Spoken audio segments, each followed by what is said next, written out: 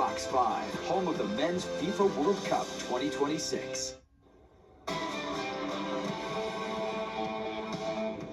Good evening. It was a pretty cool day across the tri-state area after the taste of spring we had across the region yesterday. 48 was our high number in Central Park. That's a little bit below average for this time of year. Normally we should be at about 52 degrees. Not quite as warm as the record high. That was 76 set back in 1923. It's been as cold as 13 degrees. That was back in 1875. Right now we're sitting in the 30s across Long Island, like in Islip and out towards East Hampton. That's the same case we're finding in the Hudson Valley, where it's 37 in Poughkeepsie and 32 degrees over towards Monticello. Now it's up to the north here where temperatures will take a big drop, and that's also where we have the potential for having some icing conditions overnight tonight into early tomorrow morning. Right now we're at 42 in the city, and all of these temperatures are cooler than they were at this time yesterday. Now our winds not as blustery as they were across the region on Saturday, that's for sure, but still they're coming out of the southwest here, and they're adding to a little bit of a chill factor, at least at the shore points here. Not much is happening on the radar as far as rain is concerned, but the clouds, they're beginning to thicken up and invade our skies right now. The rain isn't too far behind.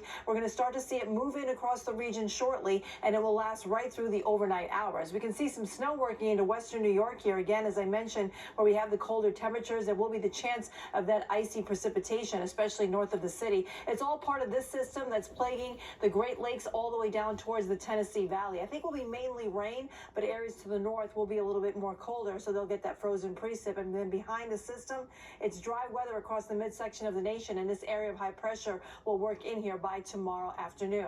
So in the meantime, on the future cast, here comes the rainfall coming in from west to east here. It will start to overspread the region overnight, and then by tomorrow morning's commute, you will have slick conditions across the region. Off to the north, where we see that icy mix, that's where we have the winter weather advisory until 10 a.m. tomorrow.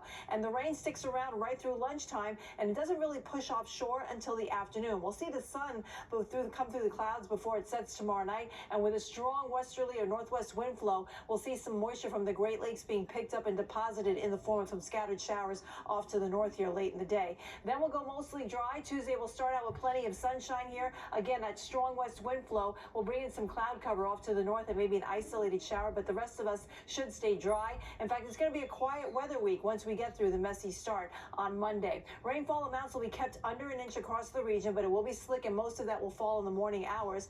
We kind of need the rain. We're falling a little bit below normal, about 3 inches for this time of year. 40 degrees is what we're dropping to in the city. Factor in a wind that'll be gusting to 25 miles per hour, and it will feel a little bit colder than that. Then tomorrow we'll start off with a lot of wet weather. Once the sun comes out in the afternoon, that'll bring us up to 54 degrees in Central Park. And then we're quiet after that. Generally a mix of sun and clouds for most of the upcoming week. Temperatures stay in the 50s, and then our next chance of more substantial rain comes in by next weekend. Arthur, over to you. All right, thanks so much, Audrey.